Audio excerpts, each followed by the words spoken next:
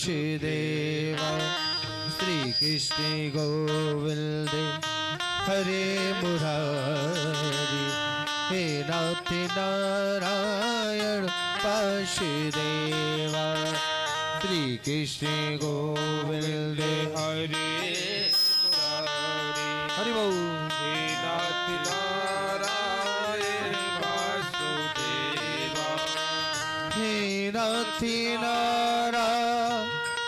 वासुदेवा हे नाथ नारायण वासुदेव हे नाथ नारायण वासुदेवा हे नाथ नारायण वासुदेव हे नाथ नारायण वासुदेवा हे लक्ष्मी नारायण वासुदेव श्री कृष्ण गोविंद हरे मुरारी हे नाथ नारायण वासुदेवा।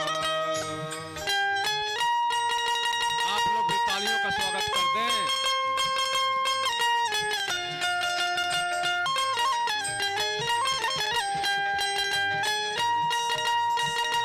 हरि बोल।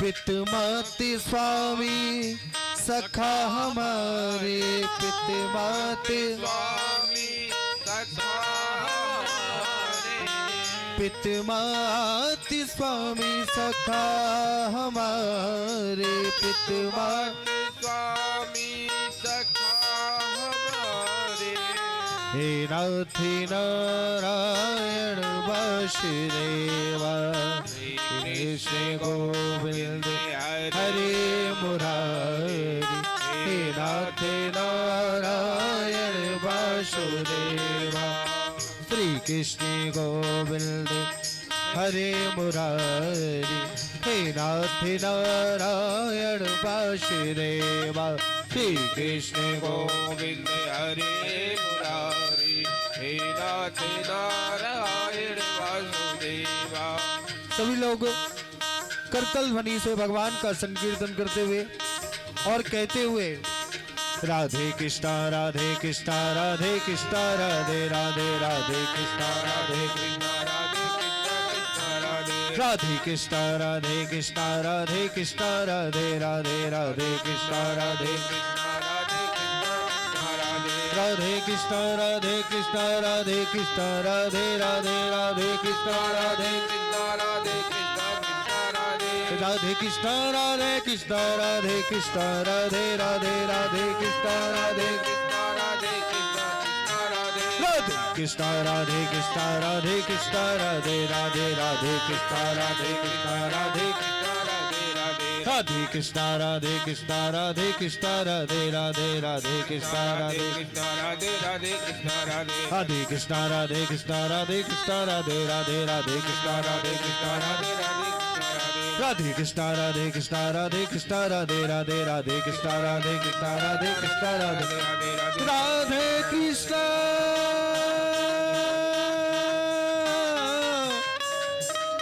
राधे कृष्णा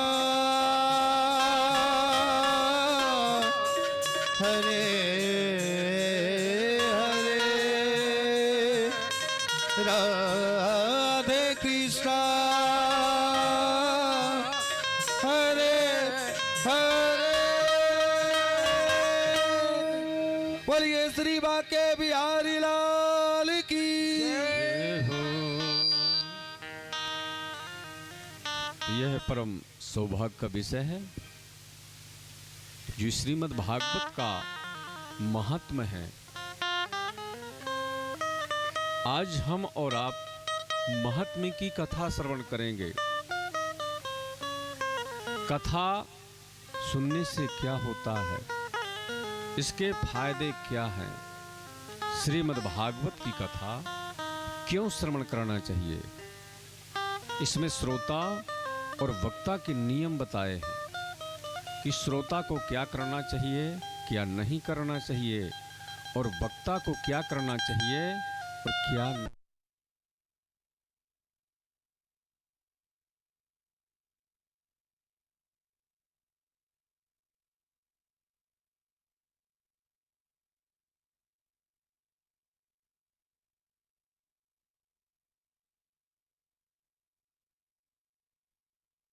जाए तो हम तो जब ही उसका सम्मान करेंगे जब उसके व्यक्तित्व को जान लेंगे, और जब तक उसके व्यक्तित्व के बारे में हमें पता नहीं होगा तो उसका सम्मान कैसे करेंगे। इसी प्रकार जो ये श्रीमद् भागवत है इसको जान लेने लायक है। तो सबसे पहले ये जो श्रीमद् भागवत की कथा है तो कहाँ पे हुई थी? नैमिषारण्य की पावन भूमि में। सबसे पहले तो आज से आपका जो ये झारद्वारी हनुमान जी महाराज का स्थान है तो ये नैमिषारण्य पावन भूमि बन गया। यहाँ भागवत में जो वंदना की गई है तो सत्य की ही वंदना की गई है, किसी देवी और देवता की वंदना नहीं की गई। कि सच्चिदानंद रूपाय विश्वोत्पत्त्यादि हेतवे तापत्रय विनाशाय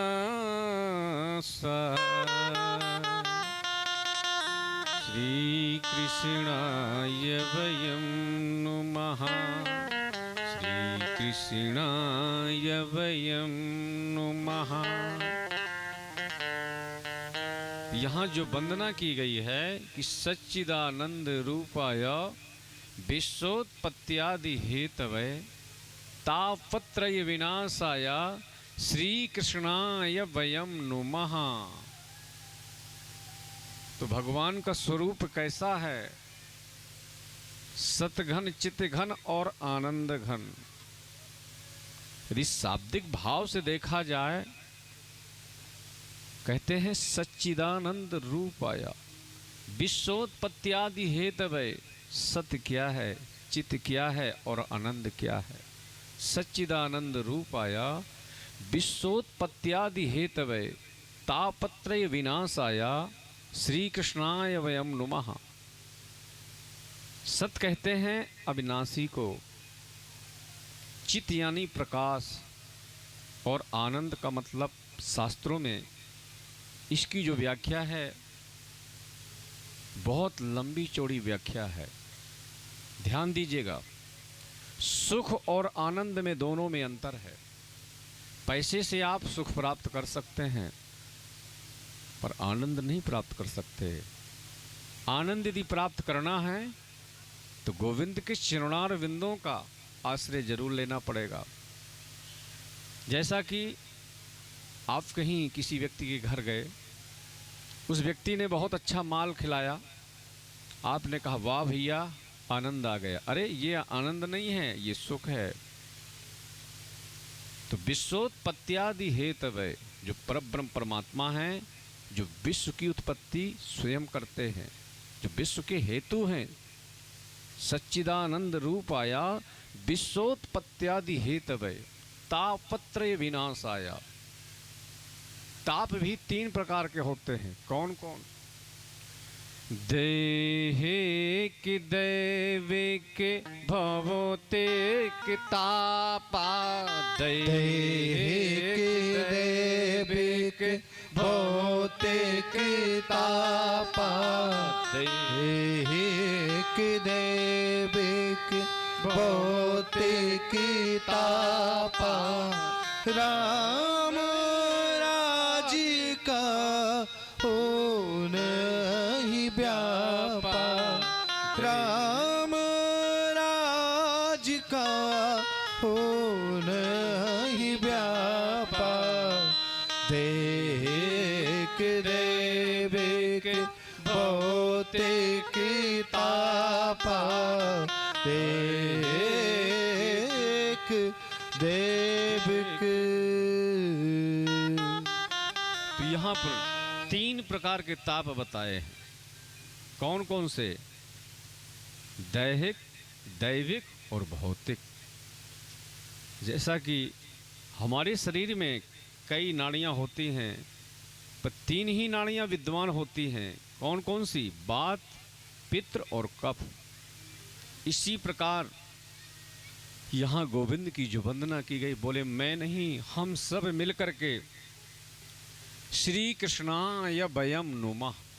अकेला मैं नहीं, हम और आप सब मिलकर के गोविंद के चरणारविंदों में प्रणाम करते हैं। तो सूत जी महाराज सोनकाद ऋषियों को यह मंगलमयी कथा श्रवण करवा रहे हैं। सूत जी महाराज से प्रश्न किया सोनकाद ऋषियों ने, जिसे हम और आप 88,000 ऋषि कहते हैं। बोले महाराज, आपके ऊपर तो गुरुदेव महाराज की बहुत बड़ी कृपा है। हमें आप ऐसा कोई मंगल में शास्त्र के बारे में या भगवान के चरित्र के बारे में ऐसी मंगलमयी कथा श्रवण करवाएं कि जिससे हमारा गोविंद से रिश्ता जुड़ जाए। क्योंकि आजकल सिर्फ एक ही बात का डर है व्यक्ति को कि हे भगवान कहीं हम मर ना जाएं। तो यह मानव स्वरूप कैसा है, यह संसार कैसा है कि काल व्यास मुखग्रास त्रास निर्नाश हेतवे। शब्दों पर ध्यान दीजिएगा। काल व्याल मुखग्रास त्रास निर्नाश हेतवे। हम और आप कहाँ बैठे हैं? कहाँ बैठे हैं मालूम है? काल के गाल में बैठे हुए हैं। ये भागवत का जो श्लोक कह रहा है कि काल व्याल मुखग्रास त्रास निर्नाश हेतवे। काल के गाल में बैठे हुए हैं। और कब तक सुरक्षित हैं? जब तक उसका मुखड़ा बंद नहीं है। और जैसे उसका मुखड़ा बंद हुआ तो राम नाम सत्य हो गया कि काल व्याल मुखग्रास त्रास निर्नाश हेतवे श्रीमद् भागवतम शास्त्रम कलौ किरेण भासितम। इस प्रकार से बोले महाराज, आप हमें ऐसी मंगलमयी कथा श्रवण करवाएं कि जिससे हमारी गोविंद से प्रीत हो जाए। इस प्रकार से एक बार श्री सुखदेव जी महाराज परीक्षित के निमित्त यह श्रीमद् भागवत की कथा श्रवण करवा रहे थे। तो वहीं पर देवता लोग पहुंच गए। जब देवता लोग पहुंच गए अमृत का कलश लेकर के, तो सुखदेव जी महाराज ने सोचा कि न मैंने बुलाया न किसी और ने बुलाया, पर बात क्या है? देवताओं ने क्या कहा?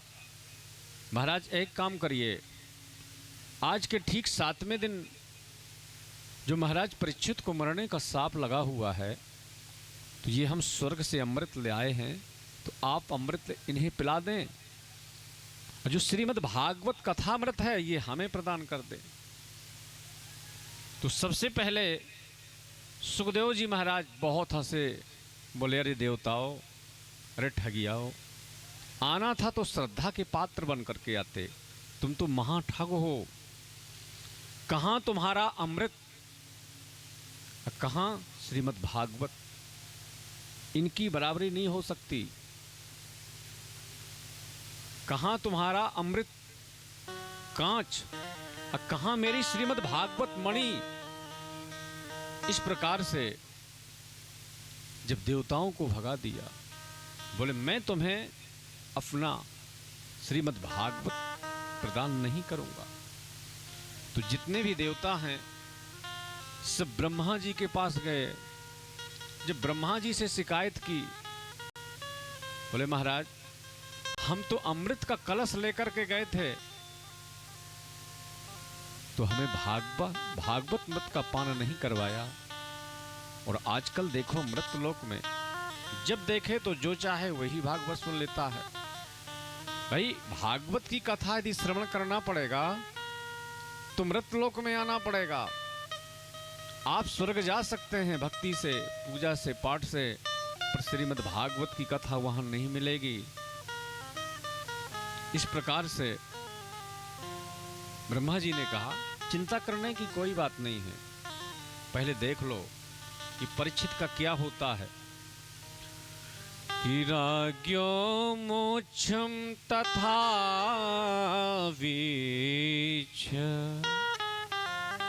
पुराधातापि विस्मिताः सत्त्वलोके तुलं बद्ध्वा तुलयत साधनां यजः।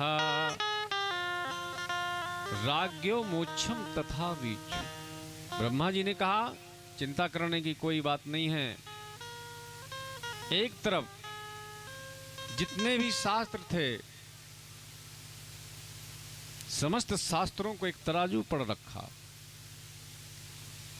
तराजू तो आप लोग जानते होंगे ना कि नहीं जानते हैं?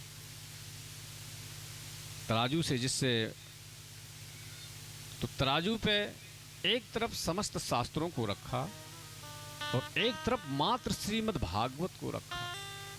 तो जितने भी शास्त्र थे जब तराजू को उठाया तो जितने भी शास्त्र रखे थे जिस पड़ले में, तो वह पड़ला ऊपर का ऊपर रह गया, पर जो श्रीमद् भागवत का पड़ला था वो नीचे रह गया। तब बोले कि यह जो श्रीमद् भागवत है यह कोई पोथी नहीं है, यह कोई किताब नहीं है। तेने यम बांगमयी मूर्ति, यह भगवान श्री कृष्ण का बांगमय विग्रह है। आप इसे पोथी मत समझें, इसे किताब मत समझें, यह साक्षात ठाकुर जी विराजमान हैं। इस प्रकार से जब यहां आश्चर्यचकित हो गए देवता कि बताइए हम तो अमृत का कलश लेकर के गए पर हमें भागवत की कथा श्रवण करने के लिए नहीं मिली। तो सूत जी महाराज से प्रश्न किया कि महाराज ये सुनने की जो विधि है, जो परंपरा है, ध्यान दीजिएगा चूंकि महात्मा की कथा चल रही है, ये जो सुनने की विधि है, जो सुनने की परंपरा है, ये कैसे महाराज? सबसे पहले इस श्रीमद् भागवत की कथा किसने श्रवण की थी? सबसे पहले किसने श्रवण की थी श्रीमद् भागवत की कथा? तब यहां पर ऋषियों ने बताया कि सबसे पहले श्रीमद् भागवत की जो कथा है तो यह नारद जी महाराज ने श्रवण की थी।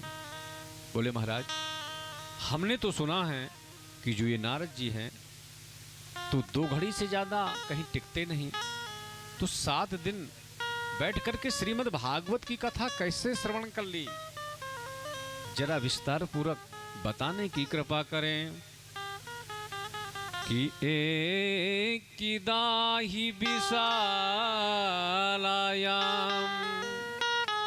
चत्वारि ऋषियो मलाः सत्संगार्थं समायाता तादृशस्तत्र नारदम्। एक समय की बात है, विशालापुरी बद्रीनाथ धाम। बद्रीनाथ धाम नाम क्यों पड़ा जानते हैं आप? बद्रीनाथ नाम है भगवान का, पर वहां विशाल नाम के राजा रहते थे, तो उन्हीं के द्वारा नाम पड़ गया बद्री विशाल। तो बद्रीनाथ धाम में एक बार बड़ी तीव्र गति से नारद जी महाराज जा रहे थे, तो मार्ग में ही सनक सनंदन सनातन सनत कुमार से मुलाकात हुई। तो नारद जी को देख करके आपस में चर्चा की। बोले आपका जो ये लटका हुआ चेहरा है, क्या बात है? कि कथम ब्रह्मन् दीन मुखः कुतश्चिन्ता त्वरो भवात् त्वरितं गम्यते कुत्र कुतश्चागमनं तव। कथम ब्रह्मन् दीन मुखः कुतश्चिन्ता त्वरो भवात्। अरे नारद जी क्या बात है, आपको किस बात की चिंता सता रही है? आपका ये इतना मलिन चेहरा, क्या बात है? कुछ ना कुछ तो जरूर कारण है। नारद जी ने कहा महाराज, जितने भी समस्त तीर्थ थे मैं हर जगह गया कि मुझे कहीं शांति मिलेगी महाराज, पर मुझे कहीं भी शांति नहीं मिली। अब कौन कौन से तीर्थों में गए कि पुष्करम च प्रयागम च काशीं गोदावरीं तथा हरिक्षेत्रम कुरुक्षेत्रम श्रीरंगम सेतुबंधनम। हरिक्षेत्रम कुरुक्षेत्रम सेतुबंधु रामेश्वरम, हर जगह गया कि कहीं ना कहीं तो मुझे शांति मिलेगी, पर महाराज मुझे कहीं भी शांति नहीं मिली। तो मैंने सोचा कि चलिए, तीर्थों में शांति नहीं है तो संतों के आश्रम में चल के देखता हूं तो वहां शांति मिलेगी। पर महाराज वहां भी शांति नहीं है, वहां भी दिक्कत है। आजकल जितने भी तीर्थ में आश्रम हैं, सब गृहस्थ से ज्यादा भी बड़ी दिक्कत है। क्योंकि सबसे पहले संत किसे माना जाता था? जो जितना ज्यादा भजनानंदी होता था। पर आज सबसे ज्यादा दुनिया का आकर्षण कब होगा? जब महाराज जी को 2-4 देशों की यात्रा का सर्टिफिकेट मिल जाएगा और सबसे ज्यादा वैभव संपन्न होंगे, तब दुनिया की नजर उसमें पड़ेगी। पर महाराज मैंने एक चीज और देखी, आप लोगों ने भी देखा होगा। बोले ये बंगला किसका है? बोले त्यागी जी महाराज का। ये बाल बच्चे किसके खेल रहे हैं? बोले ब्रह्मचारी जी महाराज के। इतना ज्यादा शोरगुल कहां से हो रहा है? बोले मौनी महाराज जी की यहां से। तो महाराज ये दशा तो संतों की है। अब व्यक्ति जाए तो जाए कहां? तो मैंने सोचा कि चलिए गृहस्थों के यहां देख लेता हूं। ना तो तीर्थों में शांति मिली, ना तो संतों के यहां मुझे शांति मिली, तो चलिए गृहस्थों के यहां देख लेते हैं, गृहस्थों के यहां शांति मिल सकती है। तो गृहस्थों के यहां क्या देखा कि तरुणी प्रभुता गेहे श्याल को बुद्धिदायिका कन्या विकृणो लोभा दंपति नाम च कल्कनम। तो वहां भी दिक्कत है महाराज।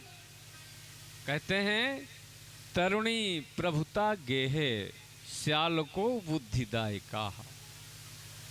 तरुणी माने नौ युवन, प्रभुता गेहे। अब घर में किसकी चलती है? नई बहुओं की, नौ युवन। तरुणी प्रभुता गेहे श्याल को बुद्धिदाय कहा। जब पहले कोई भी कार्य व्यक्ति करता था तो बड़े बुजुर्गों से सलाह लेता था, पर आजकल ऐसा नहीं रहा। ये मत सोचिएगा भागवत में लिखा है, जो भागवत में लिखा है मैं आप लोगों को वही श्रवण करवाऊंगा 7 दिन। ऐसा नहीं कि मैं इधर उधर की बात करके चला जाऊं। ये भागवत में श्लोक लिखा है।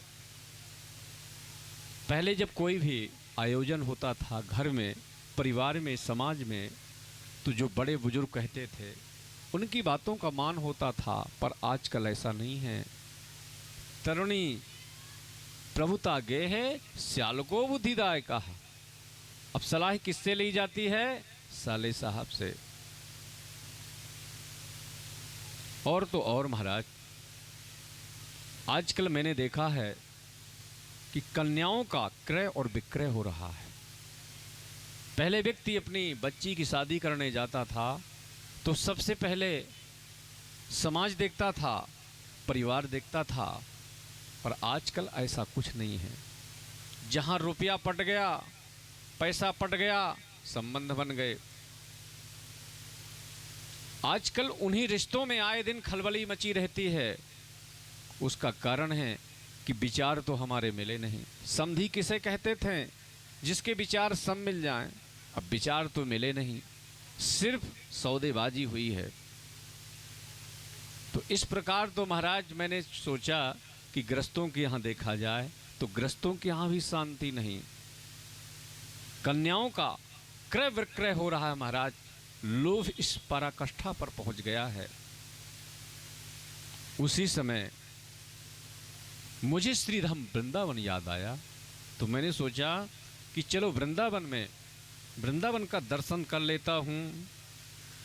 कि तत्राश्चर्यं मया दृष्टं श्रूयतां तन्मुनीश्वराः एका तु तरिणी तत्र निषण्णा खिन्नमानसाः। मैंने देखा कि चलिए वृंदावन का दर्शन कर लेता हूं। तो वृंदावन में मैं एक कौतुक और देखा महाराज कि वृंदावन में एक देवी के पास 1000 देवियां बैठी हुई हैं और उसी देवी के अगल बगल 2 पुरुष पड़े हैं अचेत अवस्था में। तो मैंने सोचा क्या बात है, ये तो माताओं का संप्रदाय है। तो नारद जी ने यहाँ बहुत साहस की कि चलिए मैं चल करके देखता हूँ इनके दुख का कारण क्या है। साहस तो जुटाया पर अंदर से नहीं जुटा पाए। अरे माताओं की कौन कहे, 1 मिनट में माताएं आंसू बहाने लगे और 1 मिनट में हंसने लगे। जब नारद जी वहां से चलने लगे, लौट आए कि भो भो साधु क्षणं तिष्ठ मचिन्तामपि नाशय दर्शनं तविलोकस्य सर्वथापहरं परम। भो भो साधु क्षणं तिष्ठ। महाराज जी कहाँ भागे जा रहे हैं, रुकियो तो सही। नारद जी वहां ठहर गए। कहां से आ रहे हैं महाराज, कहां भागे जा रहे हैं, अरे जरा रुकिए तो। तब नारद जी ने वहां विस्तार से पूछा कि आपका परिचय क्या है। वद देवी सविस्तारम स्वस्य दुखस्य कारणम। देवी आप अपने दुख का कारण मुझे बताएं, आप दुखी क्यों हैं, क्या नाम है आपका। तो भक्ति ने अपना परिचय दिया कि अहम भक्ति रीति ख्याता इमो में तनियो मतो ज्ञानी वैराग्य नामानो काल योगे निर्जरो। अहम माने मैं, अहम भक्ति रीति ख्याता इमो में तनियो मतो। महाराज मेरा नाम भक्ति है, मुझे ही भक्ति के नाम से जाना जाता है। पर समय की विडंबना देखो महाराज कि कहाँ मैं नव युवन संपन्न। और मेरे जो पुत्र हैं ये अचेतन अवस्था में पड़े हैं। नारद जी ने कहा, अच्छा इतनी सी बात को लेकर के आप चिंतित हैं। भक्ति ने कहा, आप कुछ भी हो प्रयास करें, यदि शायद मेरी यही स्थिति रही तो इस वृंदावन को छोड़ करके मैं अन्यत्र चली जाऊंगी। इदम स्थानम परित्यज्य विदेशो गम्यते था, मैं विदेश चली जाऊंगी। तो नारद जी ने कहा, माँ आप इसके लिए बिल्कुल चिंता मत करें, मैं इसके लिए जरूर प्रयास करूंगा, आप वृंदावन में रहिए। तो नारद जी की खूब महिमा गाई भक्ति मैया ने कि महाराज मैंने तो ये सुना है कि कयाधु नंदन ध्रुव जी महाराज जो ध्रुव तारा के नाम से आज भी चमकते हैं, किसकी कृपा से? आपकी कृपा से। इस प्रकार से नारद जी से जब प्रश्न किया तो नारद जी ने यहां सतत प्रयास किया, चारों वेदों को सही सही सुना दिया और गीता पाठेर मुहुर मुहुर, बार बार श्रीमद् भागवत गीता का भी पाठ किया। तो छोटी सी तो तंद्रा आई और फिर ज्यों के त्यों। नारद जी ने कहा, क्या बात है, मैंने तो सब कुछ सुना दिया पर कोई भी मतलब नहीं निकला। ज्ञान प्रबुद्धताम शीघ्रम रे प्रबुद्धताम शीघ्रम, ज्ञान स्वस्थ हो, वैराग स्वस्थ हो। इस प्रकार से जब कोई भी मतलब नहीं निकला, नारद जी वहां से चले। एक आकाशवाणी हुई,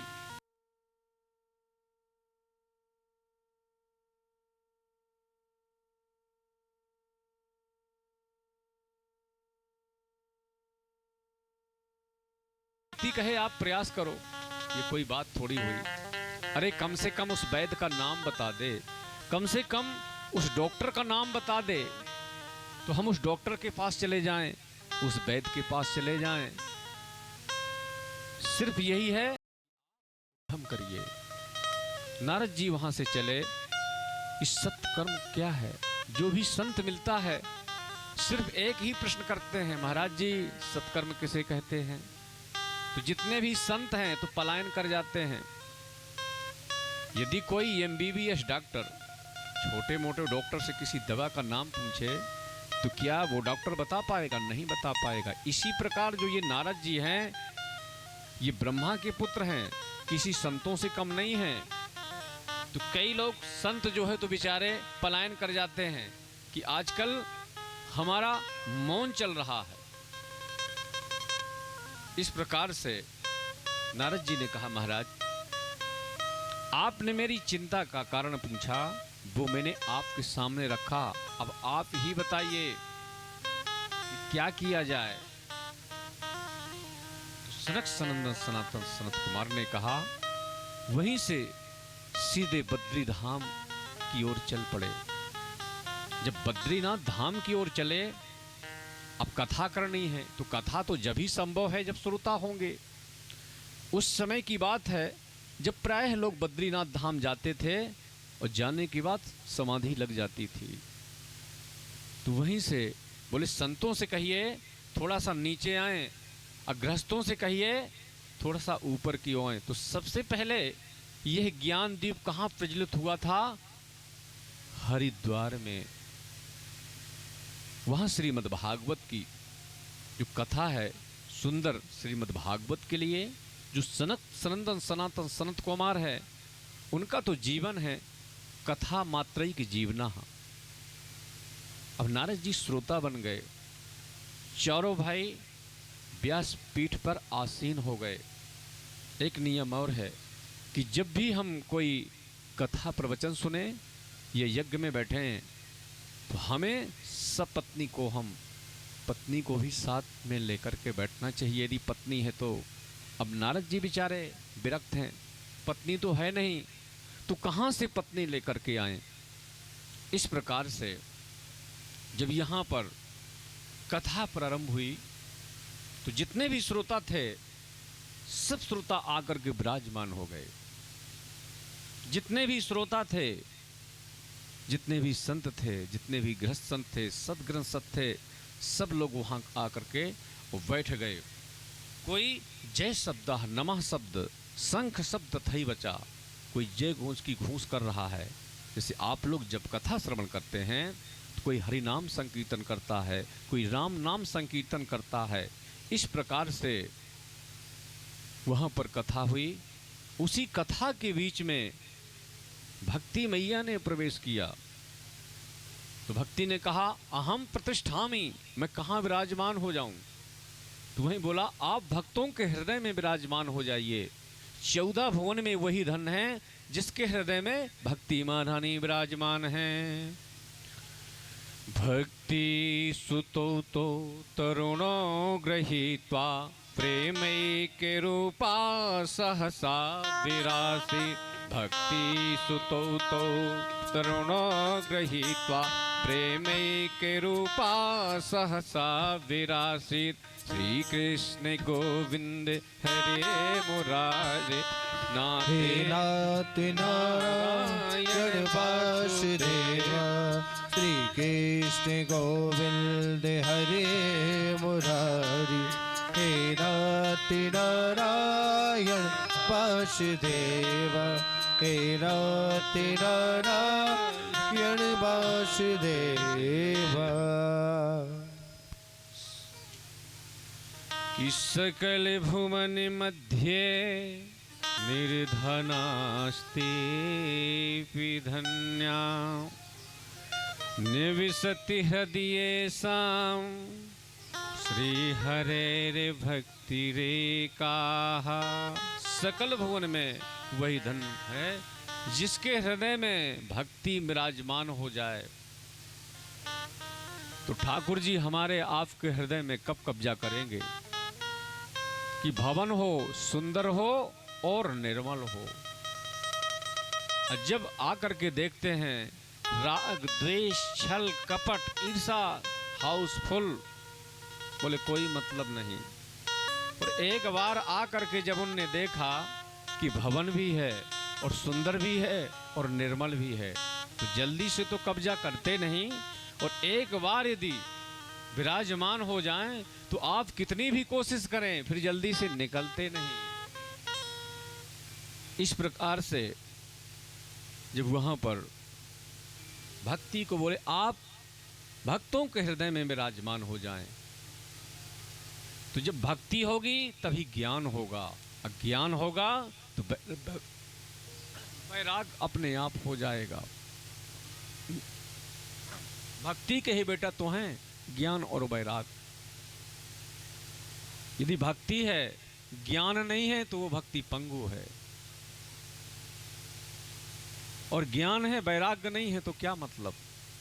तो भक्ति हो, भक्ति के साथ साथ ज्ञान हो और ज्ञान के साथ वैराग्य हो। इस प्रकार से यहां पर सौनकादि ऋषियों को श्री सूत जी महाराज कहते हैं। यहां ऋषियों ने एक प्रश्न और किया कि और तो ठीक है महाराज, इस श्रीमद् भागवत की कथा श्रवण करके कैसे कैसे व्यक्तियों का तरन तारण हो जाता है। तब वहां सूत जी महाराज ने कहा अरे आप ये कहिए कि कैसे व्यक्तियों का मोक्ष नहीं होता। हम यहां प्रमाण से कहते हैं कि जिस व्यक्ति ने जीवन में कभी सत्य संभाषण ना किया हो,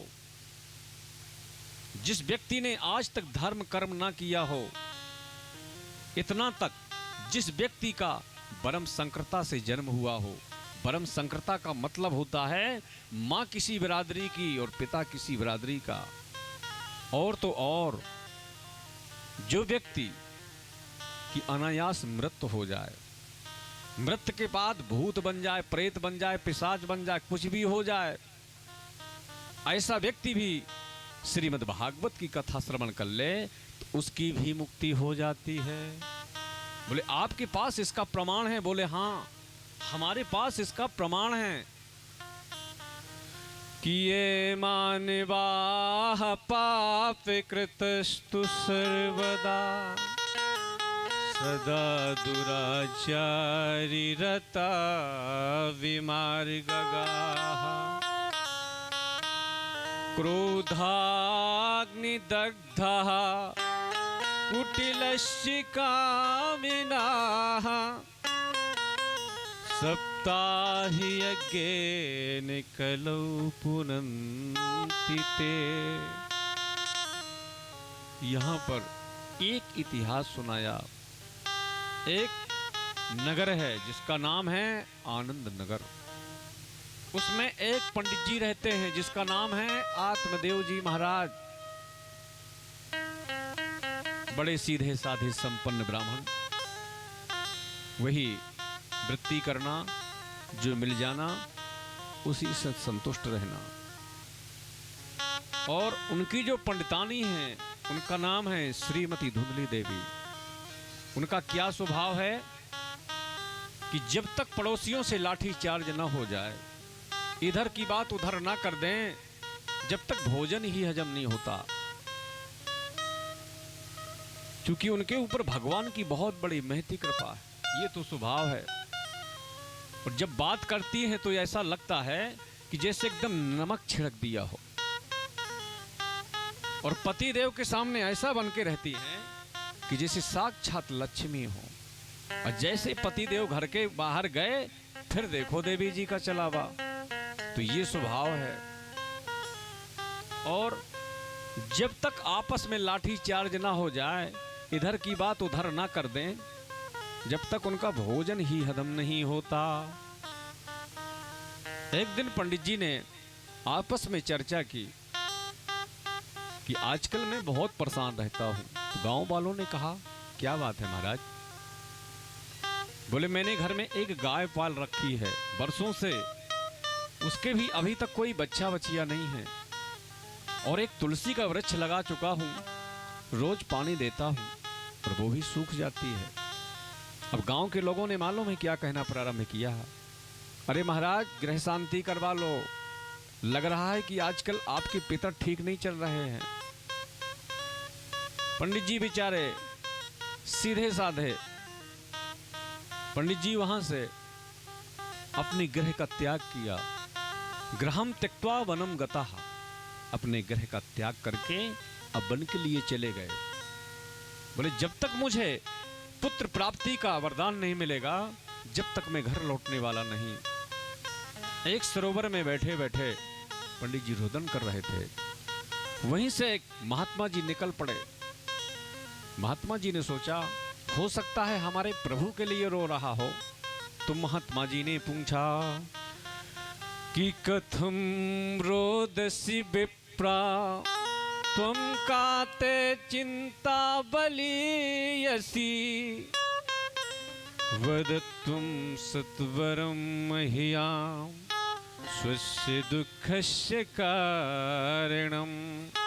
कथम रोदसी विप्रा, अरे ब्राह्मण क्यों रो रहे हो, क्या बात है?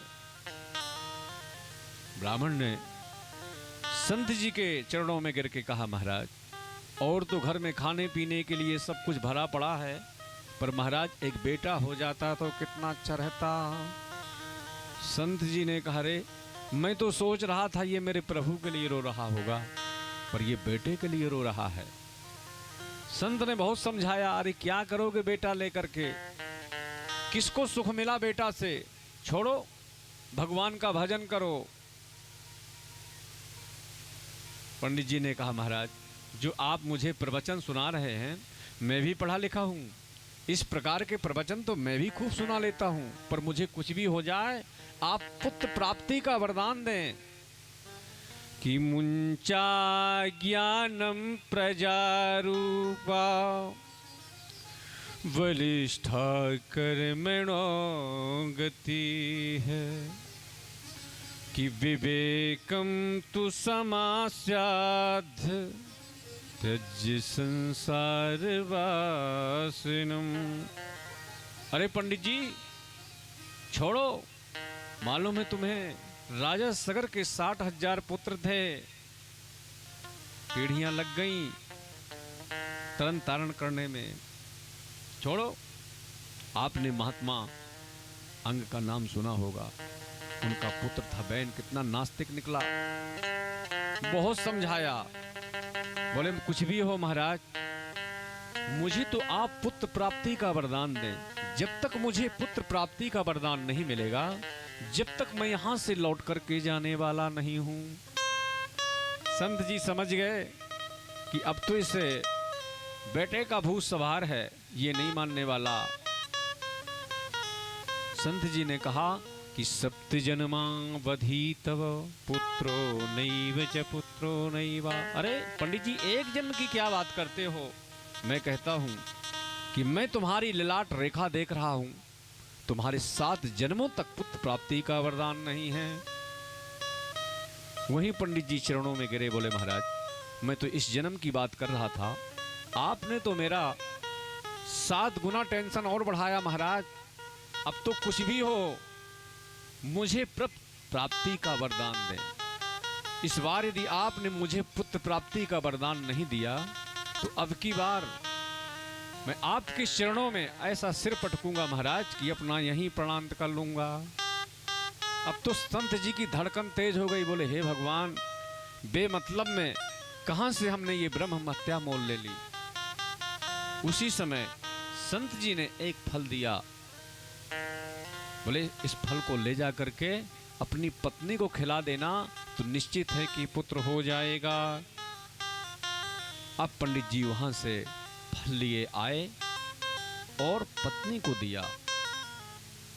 बोले संत का दिया हुआ प्रसाद है, पाले, निश्चित है कि पुत्र हो जाएगा। अब देवी जी लिए बैठी है, हे भगवान, किसने दिया होगा, कौन सा मंत्र पढ़ा होगा? ऐसा तो नहीं कि मेरे ऊपर कोई जादू टोना कर रहा हो। आपस में यही उनके दिमाग में चल रहा है।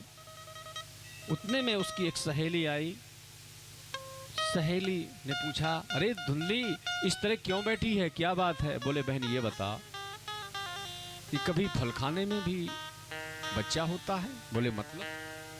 बोले मेरे पति देव सीधे साधे, ये तो चाहे जिसकी बातों में आ जाएं, मैं तो बड़ी बुद्धिमानी से काम लूंगी। पूरी कथा विस्तार से सुनाई। बोले अरे संत का दिया हुआ प्रसाद है, पाले, उसमें क्या सोचने की बात है? बोले मान ले कि शायद यदि मैंने फल खाया और फल खाने में दी गर्भवती हुई तो कितनी दिक्कत होगी? बोले क्या दिक्कत होगी? बोले सबसे पहले तो मेरा भोजन कम हो जाएगा, दूसरी बात लालने पालने में कितनी दिक्कत होती है, तू ही बता। और तो और मैंने तो ये सुना है कि सुखदेव जी महाराज अपनी मां के गर्भ में 12 वर्ष रहे। अब मेरा पुत्र यदि 2-4 वर्ष भी रह गया तो लेने के देने पड़ जाएंगे। बहुत समझाया, अंतोगत्वा उसने उस फल को नहीं खाया। उसका माथा खराब हुआ, वो चली गई समझा के। उतने में ही उसकी एक बहन आ गई। बहन ने पूछा, बहन क्या बात है, आज तू इतनी चिंतित क्यों लग रही है? तू वही पूरी कथा अपने विस्तार से बहन को सुनाई। बहन ने कहा, देख चिंता मत कर, अभी मैं गर्भवती हूं, तो थोड़ा सा धन दे देना, तो मैं अपने पतिदेव का मुख बंद कर दूंगी और मैं तुझे पुत्र लाके प्रदान कर दूंगी। बोले ठीक है। बोले बहन हो तो तेरी जैसे, समझा बुझा करके चली गई। इन दोनों ने वही फल जो संत ने दिया था, तो वही फल गाय को खिलाया परीक्षण करने के लिए। दोनों ने मिलकर के गाय को खिलाया और उसकी बहन चली गई। आत्मदेव जी महाराज को धुंधली विश्वास दिलाती रही, महाराज अब तो इस फल का मुझे असर हो रहा है, असर हो रहा है। कुछ समय के बाद ठीक जब 9वां महीना प्रारंभ हुआ, तो जिस गाय को दोनों ने मिलकर के फल खिलाया था, उसी ने एक सुंदर पुत्र को जन्म दिया। कि सर्वांग सुंदरम दिव्यम निर्मलम कनक प्रभाम। सर्वांग सुंदर एक पुत्र को जन्म दिया, जिसको हम कहते हैं गौकर्ण। पूरी आकृति जो है तो मानव की तरह कान थोड़ा सा बड़े हैं। इस प्रकार से रात्रि में ही जब उसकी बहन के बेटा हुआ तो रात्रि में ही धुंधली को प्रदान करके वो चली गई। उसने कहा महाराज मुझे भी पुत्र हुआ है, ये किसी को विदित नहीं हुआ। धुंधली ने रोने का नाटक किया, बोले महाराज पुत्र तो हुआ है पर मेरे स्तनों में दूध नहीं निकलता, पर मुझे ये पता है कि मेरी बहन के भी बेटा हुआ है, उसका बेटा खत्म हो गया है, तो इस बालक के लालन पालन के लिए क्यों ना बुला लिया जाए बहन को। यहां पर आत्मदेव जी महाराज ने कहा जैसी तुम्हारी इच्छा। ठीक नाम ही सोच रहे थे आत्मदेव जी महाराज कि मेरा नाम आत्मदेव है तो मैं अपने बेटे का नाम परमात्मदेव रखूंगा। तो वहीं धुंधली खड़ी हो गई, बोले मेरा नाम धुंधली तो मेरे बेटे का नाम धुंधकारी। इस प्रकार से यहाँ ख्याति तो दोनों ने प्राप्त की, एक हुआ कुख्यात, एक हुआ विख्यात। गोकर्ण जी महाराज जिस रास्ते से निकलते हैं तो जितने भी लोग मिलते हैं चरणान वंदन करते हैं, और धुंधकारी जिस रास्ते से निकलता है तो लोग अपने घर का तारा लगा देते हैं। क्योंकि धुंधकारी जो है बच्चों के यदि खेलता पा जाता है तो कुएं में फेंक देता है, किसी के घर में आग लगा देता है। पंडित जी ने सोचा हे भगवान यदि बालक ना होता तो कितना अच्छा रहता। एक दिन आत्मदेव जी महाराज की मन स्थिति को गोकर्ण जी महाराज ने पढ़ा। बोले पिताजी आजकल कुछ आप चिंतित नजर आ रहे हैं, क्या बात है, कौन सी चिंता सता रही है। क्योंकि गोकर्ण जी महाराज भी अपने पूज्य पिता को आत्मदेव को पिताजी ही कहते थे। तो यहाँ आत्मदेव जी महाराज ने कहा बेटा ये मेरा पंडित का घर है, मेरे बेटे ने इस पंडित के घर को नरक अड्डा बना दिया। जगह जगह दारू की बोतल पड़ी हैं, जगह जगह मांस के टुकड़े पड़े हैं। कोई भी बात करता हूं तो यही कहता है आप क्या जानिए, चुप रहिए। आत्मदेव जी महाराज ने कहा बेटा अब तो लगता है कि इस घर में मैं एक सेकंड भी ना रुकूं। यहां गोकर्ण जी महाराज ने कहा पिताजी इस संसार में कोई सुखी नहीं है, आप जंगल में जाएंगे वन में जाएंगे तो क्या मिलेगा। यहां आत्मदेव जी महाराज को श्री गोकर्ण जी महाराज ने कहा पिताजी दो प्रकार की रस्सियां हैं, अहमता और ममता, जो हम और आप के जीवन में कि देहेस्तिमांसि रुधिरे अभमतिम त्यजत्वम जाया सुतादिषु सदा ममुतां विमुञ्च पश्यानिशं जगिदिदं क्षणभङ्गिनिष्ठं वैराग्यरागिरसिको भवभक्तिनिष्ठः धर्मं भजस्व सततं त्यज्य लोकधर्मां सेवस्य साधुपुरुषं जहि कामतृष्णाम् अन्यस्य दोषगुणचिन्तनमाशु मुक्त्वा सेवा कथा रसिमहो नितराम प्यवत्वाम। पिताजी क्या बात करते हैं आप, वन में जाने के बाद कौन सुखी हुआ कौन नहीं सुखी हुआ। ये जो अपना मानव शरीर है ये 5 तत्व से बना है, चाहे चींटी हो चाहे हाथी हो चाहे कुछ भी हो। पर इस संसार में यदि आप सुख की कामना करें तो शायद है कि कोई सुखी नहीं है। कि चले रे हंसा अमरी लोक को कोई नहीं तेरा है, जग वालों का हुआ सवेरा यहाँ अंधेरा है। इस संसार में कोई सुखी नहीं है, किसके बारे में आप कहें, ऐसी कल्पना करना बिल्कुल गलत बात है। आत्मदेव जी महाराज वन के लिए प्रस्थान कर गए। अब यहां धुंधकारी का पूरा साम्राज्य हो गया। मां को पीटने लगा, बोले बोल धन कहाँ है? तिजोरी की चाबी पिताजी तुझे दे के गए होंगे। मां ने कहा बेटा घर में बचई क्या है, तू तो सब कुछ बाजार में बेच आया। बोले जल्दी बता, नहीं तो मैं जलती हुई लकड़ी से मारूंगा। आत्मदेव जी महाराज वन के लिए चले गए और धुंधली दरवाजे में एक अंधकुआ था, वहां गिर करके प्राणांत हो गया।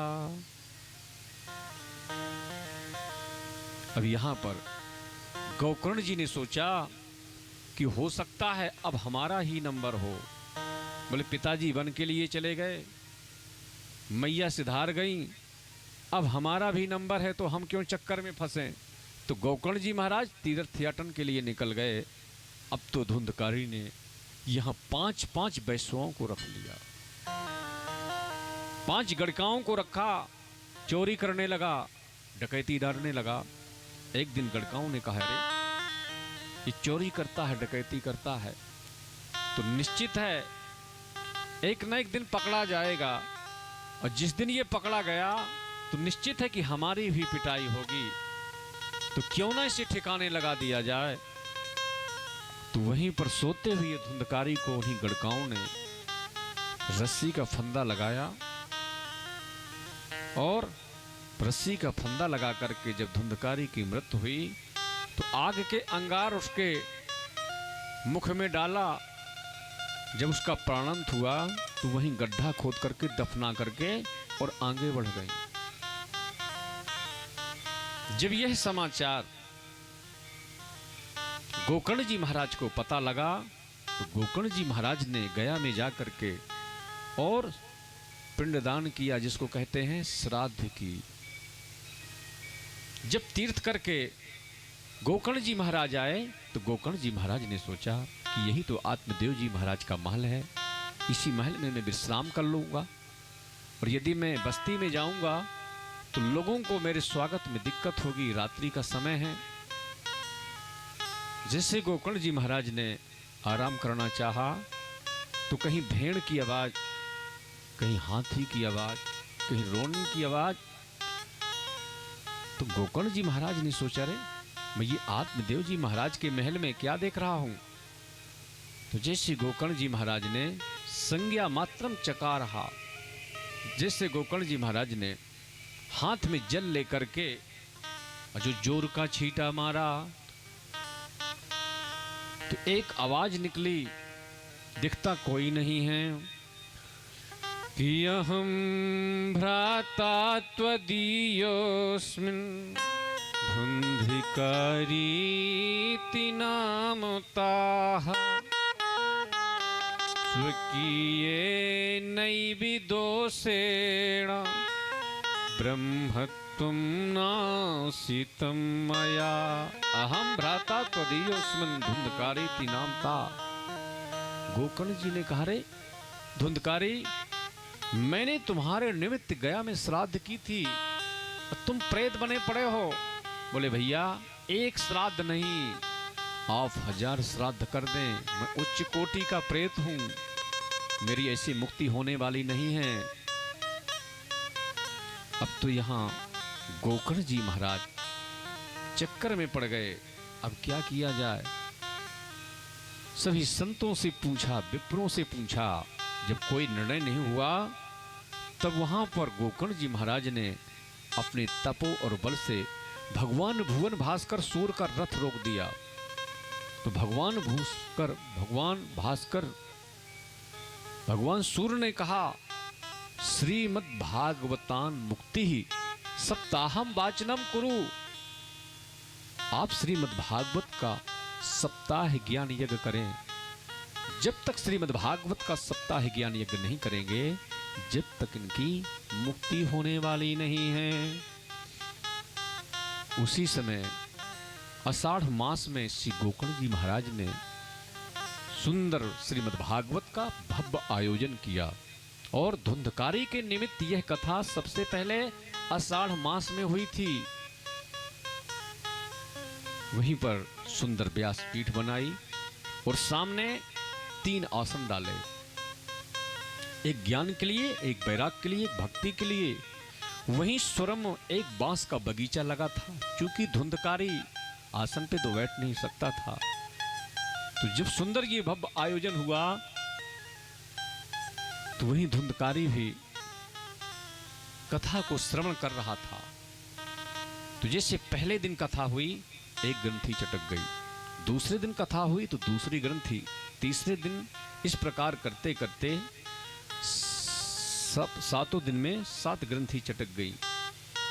जब 7 ग्रंथि चटक गई तो वहां पर यही धुंधकारी स्वर्ण रूप में परिणत हो गया और श्रीमद् भागवत की सुंदर महिमा गाने लगा कि धन्या भागवती वार्ता प्रीति पीड़ा विनाशिनी सप्ताहोऽपि तथा धन्या कृष्णलोक फल प्रदा। जय हो भागवत की महिमा, धन्य उस भागवत की महिमा कि मुझ जैसे पापी प्रेत को पावन पुनीत बना दिया। जब भागवत को प्रणाम किया तो जितने भी श्रोता थे सब उदास हो गए। गोकर्ण जी महाराज ने कहा क्या बात है? बोले कथा तो हमने आपने सबने सुनी, पर मात्र ये विमान धुंधकारी के निमित्त क्यों आया, हमारे लिए क्यों नहीं? तो कथा के सुनने में कभी कभी भेद होता है, उसी प्रकार फल में भेद होता है। जिसके मानसिक कनेक्शन ज्यादा मेरी तरफ होंगे तो ज्यादा समझ में आएगा। यदि मानसिक कनेक्शन आपके ठीक नहीं है, आप लोग यहाँ बैठे हैं और आपका यदि दिमाग और कहीं है तो कोई मतलब नहीं है, सिर्फ शरीर आपका बैठा हुआ है। इस प्रकार से अब की बार पुनः भव्य आयोजन किया श्रावण मास में। तो जितने भी श्रोता थे अब की बार एकदम एकाग्र मन बैठ गए कि अब की बार हम चूक न जाएं। तो जितने भी श्रोता थे उतने ही विमान आ गए। यहां पर एक प्रश्न और किया। बोले महाराज ये प्रश्न करना चाहता हूं कि सबसे पहले श्रीमद् भागवत की कथा हमें सुननी है। प्रायः लोग ज्यादा पूछते हैं कि महाराज भागवत तो हमें भी श्रवण करना है, पर खर्चा कितना आएगा? इस भागवत में सौनकादि ऋषि नारद जी महाराज को खर्चे के बारे में भी बता रहे हैं कि विवाहे यादृशं वेत्तं तादृशं परिकल्पये। भागवत का जब भी दिव्य भव्य आयोजन करें तो कैसे, जैसे किसी कन्या के विवाह का आयोजन किया जाता है और किसी कन्या के विवाह का कोई व्यक्ति खर्चा पूछे तो क्या कोई व्यक्ति बता सकता है? नहीं बता सकता। कोई छोटे में कोई बड़े में, जितनी जिसके सामर्थ्य हो। क्योंकि प्रायः आजकल लोग ये ज़्यादा पूछते हैं कि महाराज भागवत तो हमें भी करवानी है, यदि खर्चा बता देते तो कितना अच्छा रहता। तो यहाँ पर सौनकादि ऋषि श्री सूत जी महाराज को खर्चे के बारे में ही बताते हैं। तो सबसे पहले दिव्य भव्य आयोजन करना चाहिए, सुंदर व्यासपीठ बनाना चाहिए और भागवत में कम से कम 5 विप्राणाम 5 ब्राह्मणों का वर्ण होना चाहिए। तो वहाँ पर गायत्री मंत्र का जाप होना चाहिए। भागवत का जो द्वादशाक्षर मंत्र है ओम नमो भगवते वासुदेवाय, उस मंत्र का भी जाप होना चाहिए। और रुद्र कलश, सर्वतोभद्र, 9 ग्रह, खोरस मात्र का गणेश, कम से कम 5 वेदियों का निर्माण होना चाहिए और सुंदर सभी पीठों का और देवी देवताओं का नित्य आयोजन होना चाहिए और आवाहन होना चाहिए सबसे पहले। और जब भी श्रीमद् भागवत की कथा श्रवण करें तो किसी ज्योतिषी से या किसी दैवज्ञ से इसका सुंदर मुहूर्त निकलवाएं। यदि कोई अनुष्ठान करवाना चाहते हैं तो मुहूर्त की जरूरत है, और निष्काम भाव से यदि आप कथा श्रवण करना चाहते हैं तो कोई अनुष्ठान कोई मुहूर्त की जरूरत नहीं है। सबसे पहले वक्ता का चयन होना चाहिए। वक्ता कैसा हो? सबसे पहले गायत्री संध्या बंधन करने वाला हो, और ब्राह्मण होना चाहिए, और लूला ना हो, लंगड़ा ना हो, कोढ़ी ना हो, और आंख से भी फेल ना हो, ऐसा वक्ता होना चाहिए। किसी प्रकार का खंडित नहीं होना चाहिए कि विरक्तो वैष्णो विप्रो वेद शास्त्र विशुद्धिकृत दृष्टांत कुशलो धीरो वक्ता कार्योति निष्प्रहा। वक्ता कैसा हो? विरक्तो वैष्णो, विरक्त हो और वैष्णो हो। विरक्त का मतलब इंद्रियों से विरक्त हो, ऐसा नहीं कि साधु हो सन्यासी हो। विरक्त का मतलब इंद्रियों से विरक्त हो, इस प्रकार का हो। बोले और ठीक है महाराज, और इसके क्या नियम हैं? तो बोले 7 दिन श्रोता और वक्ता को पयः पाना, दूध पान करके रहें। बोले महाराज थोड़ा सा और संशोधन करिए। 15 दिन में एक बार एकादशी आती है तो राम राम होती है, आप कहते हैं दुग्ध पान करके। तो यहाँ बोले घृत पानम, घी पी करके। बोले महाराज और संशोधन करिए। डॉक्टर ने रोक रखा है कि रोटी चुपड़ करके मत खाना, चूंकि डायबिटीज है महाराज, थोड़ा सा और संशोधन करिए। तब यहाँ पर कहते हैं कि भोजनम तु बरम मन्ये कथा श्रवण कार्यक्रम नो पिबासो वरः प्रोक्ता कथा विघ्न करो यदि।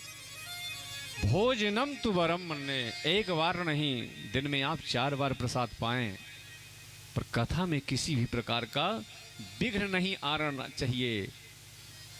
बोले और तो और महाराज, बोले सबसे पहले श्रीमद् भागवत में जो भी वक्ता बैठा हो तो सबसे पहले सुखदेव जी का दर्शन करें उसमें कि सुखरूप प्रबुद्ध ज्ञान सर्व शास्त्र विशारद एतत् कथा प्रकाशेन मदि ज्ञानम विनाशया। वक्ता कोई भी हो तो सबसे पहले वक्ता का चयन होना चाहिए, और वक्ता कैसा हो? दृष्टांत कुशला धीरा हो। दृष्टांत भी दे किसी भी प्रकार के तो शास्त्र सम्मत दृष्टांत दे, इधर उधर की बातें बिल्कुल न करे।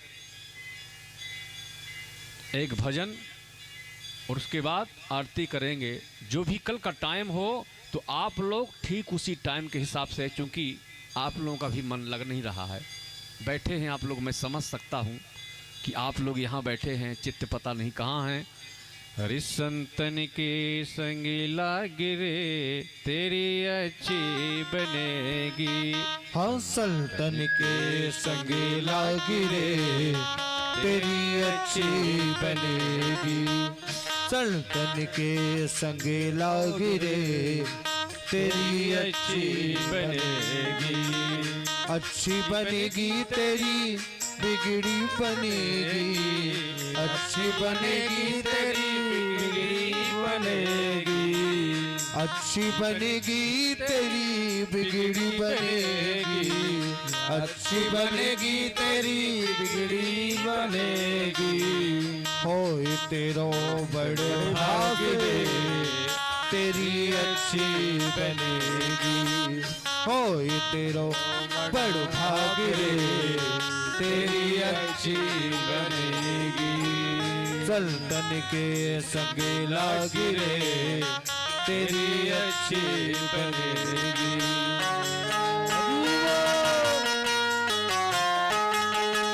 बड़े हाथ से ताली की सेवा करते हुए दोनों हाथ से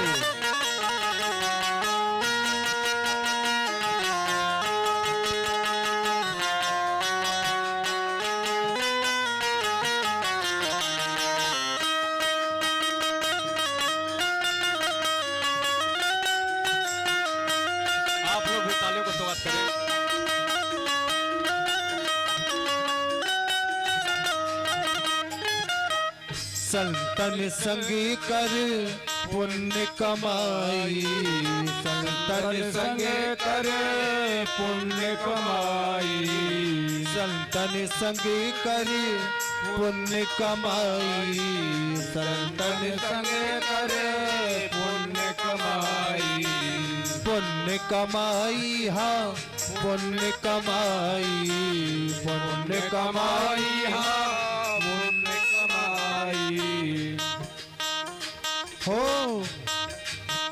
मिट जाए और के दागिरे, हाँ मिट जाए और के दागिरे, तेरी अच्छी बनेगी सल्तन के संग लागिरे, तेरी अच्छी बनेगी सल्तन के संग लागिरे, तेरी अच्छी बनेगी सल्तन के संग लागिरे, तेरी अच्छी बनेगी।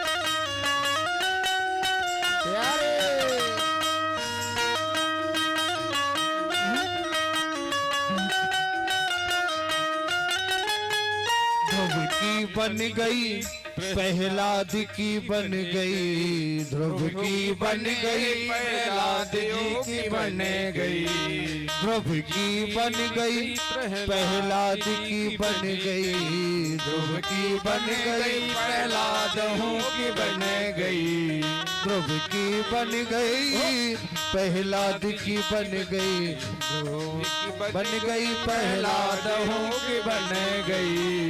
गुरु सुमिरन में, गुरु सुमिरन में जागिरे तेरी अच्छी बनेगी, गुरु सुमिरन में लागिरे तेरी अच्छी बनेगी, सल्तन के संग लागिरे तेरी अच्छी बनेगी, सल्तन के संग लागिरे तेरी अच्छी बनेगी।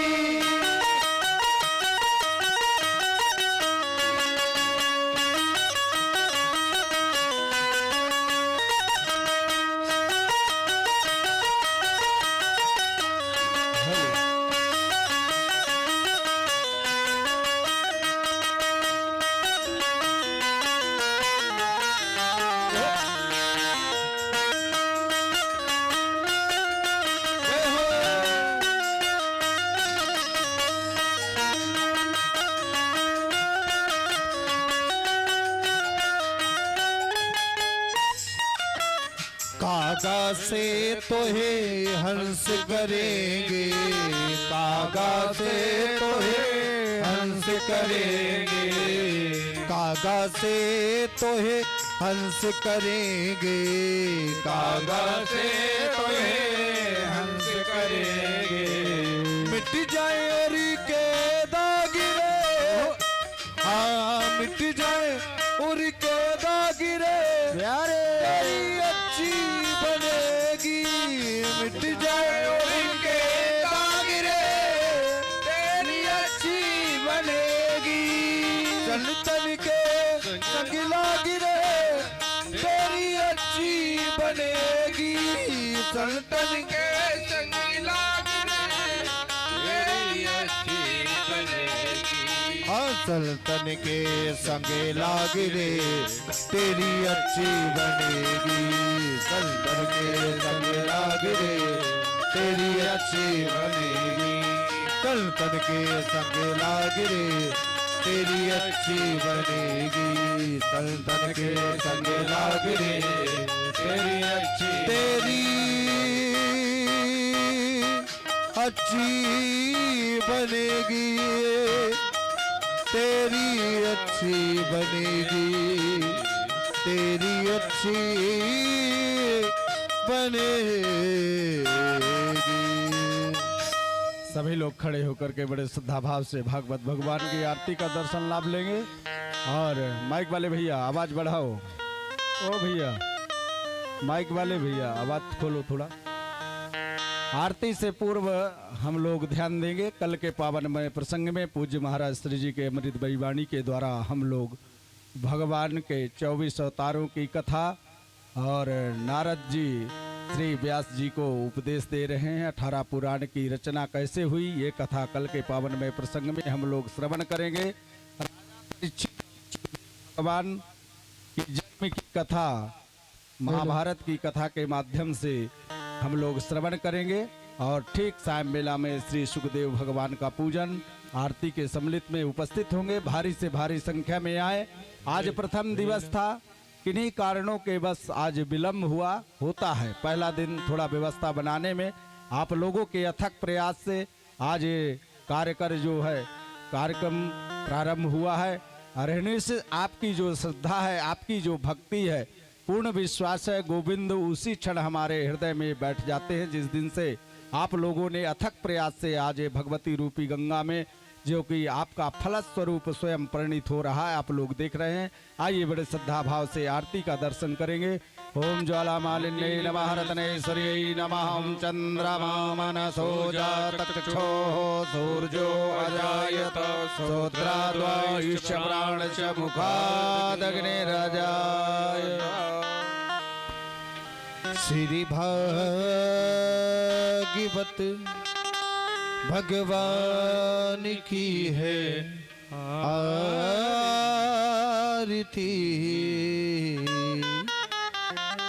पापियों को पाप से है तारती। श्री भागवत भगवान की है आरती। पापियों को पाप से है तारती। श्री भागवत भगवान की है आरती। पापियों को पाप से है तारती। श्री भागवत भगवान की है आरती। पापियों को पाप से है तारती। ये अमर ग्रंथ ये मुक्ति पंथ ये पंचम वेद निराला नव ज्योति जगाने वाला। ये अमर ग्रंथ ये मुक्ति पंथ ये पंचम वेद निराला नव ज्योति जगाने वाला। ये अमर ग्रंथ ये मुक्ति पंथ ये पंचम वेद निराला नव ज्योति जगाने वाला। ये अमर ग्रंथ ये मुक्ति पंथ ये पंचम वेद निराला नव ज्योति जगाने वाला। हरि नाम यही हरि धाम यही हरि नाम यही हरि धाम यही हरि नाम यही हरि धाम यही हरि नाम यही हरि धाम यही। जग के मंगल की आरती। पापियों को पाप से है तारती। श्री भागवत भगवान की है आरती। पापियों को पाप से है तारती। श्री भागवत भगवान की है आरती। पापियों को पाप से है तारती। श्री भागवत भगवान की है आरती। पापियों को पाप से है तारती।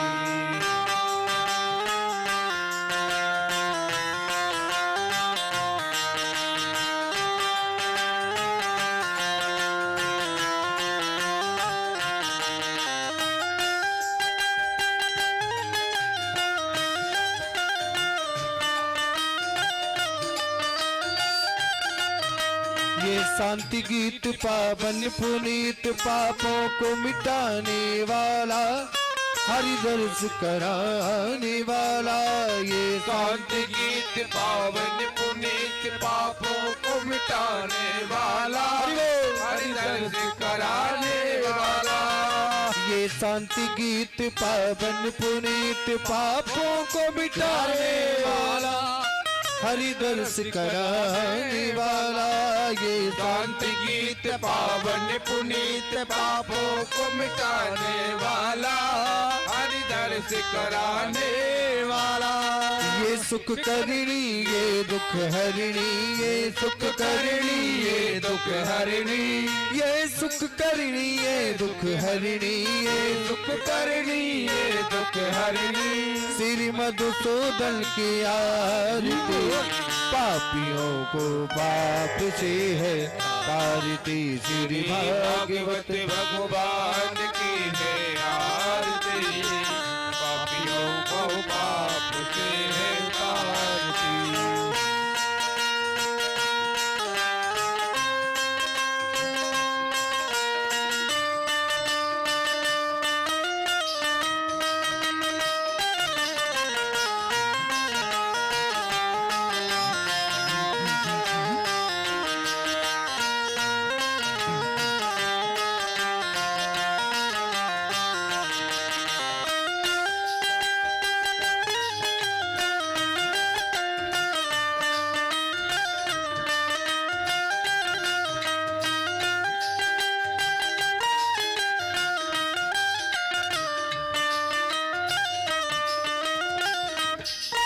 ये मधुर बोल जग पलट खोल, शनि मार्ग बताने वाला, बिगड़ी को बनाने वाला, ये मधुर बोल जगवंत बोल जन मार्ग बताने वाला, बिगड़ी को बनाने वाला।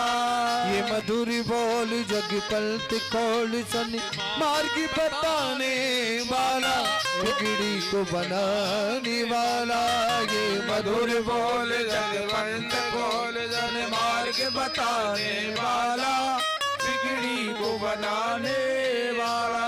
श्री राम यही घनश्याम यही, श्री राम यही घनश्याम यही, सीताराम यही राधे श्याम यही, सीताराम यही राधे श्याम यही। प्रभु के महिमा की आरती, पापियों को पाप से है तारती, श्री भागवत भगवान की है आरती, पापियों को पाप से है तारती।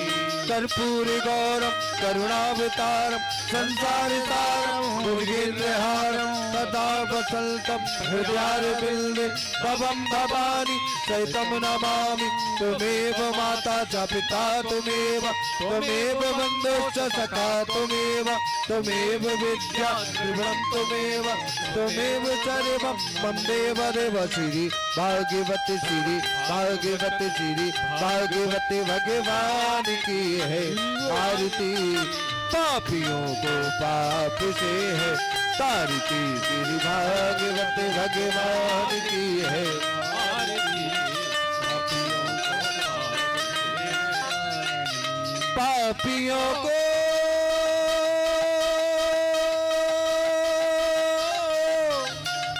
पाप से है तारते, भागवत भगवान की है आरती, भागवत भगवान की है आरती।